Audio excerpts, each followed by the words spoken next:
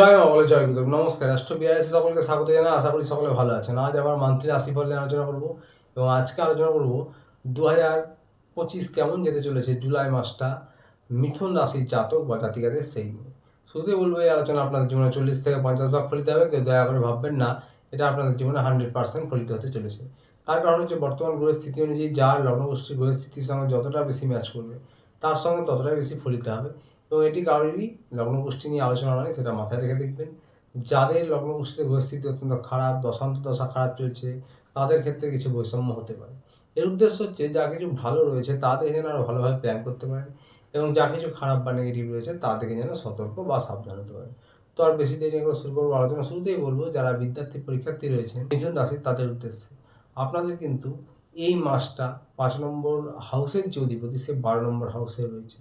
তো সুতরাং শুরুতেই বলবো যে আপনাদের পড়াশোনা রিলেটেড একটু খরচ বৃদ্ধি হতে পারে এবং 12 নম্বর হাউসে রয়েছে 5 নম্বর ঘরের অধিপতি মানেই শুক্রদেব যেহেতু, তো ভিডিও দেখা, গেম খেলা, মোবাইল, ইন্টারনেট, প্রেম ভালোবাসা এইসবের প্রতি একটু ঝোঁকটা বাড়তে পারে, সেদিকে খেয়াল রাখবেন। তবে দেবগুরু বৃহস্পতির দৃষ্টি রয়েছে আপনাদের 5 নম্বর হাউসে এবং দেবগুরু বৃহস্পতির আশীর্বাদে কিন্তু আপনারা অবশ্যই চেষ্টা করলে ভালো ফল করতে পারবেন, পড়াশোনায় উন্নতি করতে পারবেন। যারা এক্সামের জন্য প্রিপারেশান নিচ্ছেন তাদের জন্য বলবো যে আপনারা চেষ্টা করলে ফোকাস করলে অবশ্যই সফলতা পাবেন দেবগুরু বৃহস্পতির কৃপায়। তবে যেহেতু 5 নম্বর ঘরের অধিপতি শুক্রদেব 12 নম্বরে, তো সুতরাং ওই বিষয়গুলো একটু খেয়াল রাখবেন, মনোসংযোগ যেন নষ্ট না হয়, এদিক ওদিকে মন চলে যেতে পারে সেই সম্ভাবনা রয়েছে। যারা প্রেম ভালোবাসা লভ রিলেশনে রয়েছেন তাদের উদ্দেশ্য বলবো যে আপনাদেরও কিন্তু এই 5 নম্বর হাউস থেকে বিচার করা হয়, আপনাদেরও কিন্তু খরচ বৃদ্ধি হবে। প্রেম ভালোবাসায় আপনারা যারা রিলেশনশিপে রয়েছেন তাদের উদ্দেশ্যে বলবো যে খরচ একটু বৃদ্ধি হবে।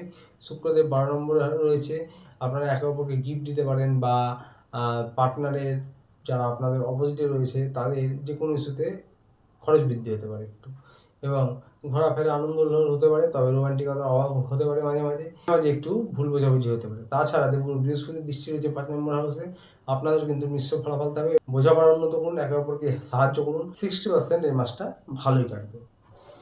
পরিবার নিয়ে বলবো, পরিবার মোটের ওপর আপনাদের একরকম যাবে এই মাসটা, এবং যারা পিতা মাতা রয়েছে, শ্বশুর শাশুড়ি রয়েছে তাদের স্বাস্থ্যের খেয়াল রাখুন, পরিবারের সদস্যদের সঙ্গে সম্পর্ক উন্নত করুন, পরিবার মোটামুটি 60% ভালো যাবে। যারা হাজব্যান্ড ওয়াইফ রয়েছেন তাদের উদ্দেশ্যে বলবো যে দেবগুরু বৃহস্পতি আপনাদের লগ্নে থাকছে এবং এই লগ্ন থেকে দেবগুরু বৃহস্পতি কিন্তু 7 নম্বর হাউসে দৃষ্টি দিচ্ছে। তো হাজব্যান্ড ওয়াইফের বোঝাপড়া উন্নত হবে, আপনারা একে অপরকে সাহায্য করুন, আপনাদের মোটের ওপরে এই সময়টা কিন্তু ভালো যাবে। 7 নম্বর হাউসে দেবগুরু বৃহস্পতির দৃষ্টি থাকছে, তবে মাঝে মাঝে একটু ভুল বোঝাবুঝি রোমান্টিকতার অভাব হতে পারে এবং খরচ একটু বৃদ্ধি হতে পারে।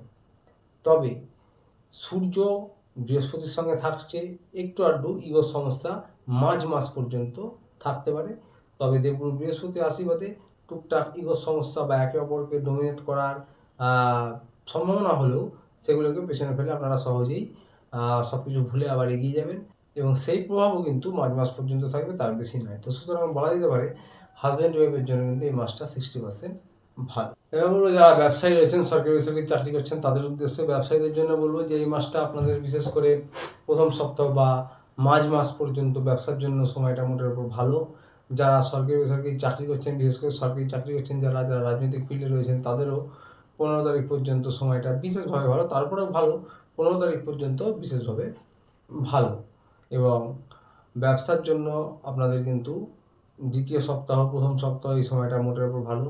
আপনাদের কিন্তু মাঝ মাসের পর থেকে কর্মব্যস্ততা বেড়ে যাবে এবং কর্মের জায়গায় কিন্তু শনিদেব রয়েছে, তো সুতরাং পরিশ্রম করুন। একটু পরিশ্রমের ফলে আপনারা ধীরে ধীরে সফলতা পাবেন। শনিদেব এখানে লম্বা সময় ধরে থাকবে 10 নম্বর হাউসে এবং আপনাদের কিন্তু বিলাসিতার জন্য হোক বা যে কোনো কেনাকাটা জন্য হোক, আসবাবপত্র শৌখিনতার জন্য হোক, আপনাদের একটু একটু খরচ কিন্তু বৃদ্ধি হবে এবং কোথাও ছোটোখাটো যাত্রাও হতে পারে। অধিপতি 2 নম্বর ঘরে থাকছে, তো অর্থনৈতিক পরিকাঠামো ভালো থাকবে, অর্থের ফ্লোইংও মোটামুটি ভালো থাকবে। ভাগ্যস্থানে রাহু রয়েছে, হঠকারী সিদ্ধান্ত নেবেন না, হুটহাট করবেন না, যাই করবেন একটু ধীরে সুস্থে বুঝে শুনে করবেন।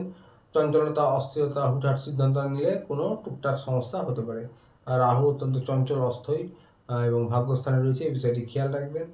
স্বাস্থ্য নিয়ে বলবো যে আপনাদের বিশেষ কোনো সমস্যা নাই, তবে লোয়ার অ্যাবডোমেন, কিডনি, কোমরের অংশ, ইউরিনারি ট্র্যাক্ট এই রিলেটেড কিছু সমস্যা হতে পারে। যাদের পুরনো সময় ধরে যারা কোনো সমস্যায় ভোগেন তাদের একটু সমস্যা আপ ডাউন হতে পারে, কিডনির সমস্যা হোক বা ইউরিনারি ট্র্যাক্ট হোক, কোমরের অংশে হোক, লোয়ার অ্যাবডোমেনে হোক, এইগুলোতে।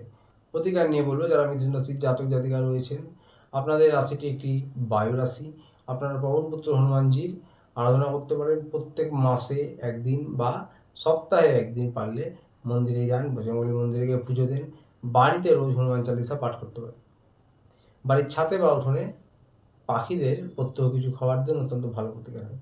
তো আসছিল এই পর্যন্ত। ভিডিওটি ভালো লাগলে চ্যানেলটিতে অবশ্যই লাইক সাবস্ক্রাইব করে পাশে থাকবেন। দেখা হচ্ছে আবার পরের ভিডিওতে। ততদিনে ভালো থাকবেন, সুস্থ থাকবেন। নমস্কার।